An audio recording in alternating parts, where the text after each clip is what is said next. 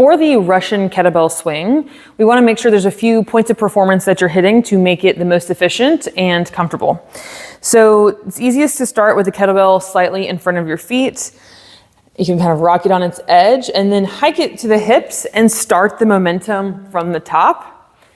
That's how I prefer. Some people do better with more of a pendulum start, which might be starting with it up top and kind of starting to get some hip extension as the bell, or the pendulum rather, starts to grow and you get into the full kettlebell swing rhythm. Okay, so that's generally what it's gonna look like. A few things to think about. Whole foot needs to stay planted the whole movement, so not going really far on our heels, not coming up on our toes. Also keep the bell close to your hips. Okay, so I want it, make sure it's right in the top of the groin crease. I don't need you squatting to where it's down by your knees. Keep it close to your hips. Also is a hinge, so hips back, chest forward. This is gonna help you keep it close into the hip versus squatting down with my chest up and dropping the bell down, okay? Last big piece of advice is gonna be focusing on hip extension.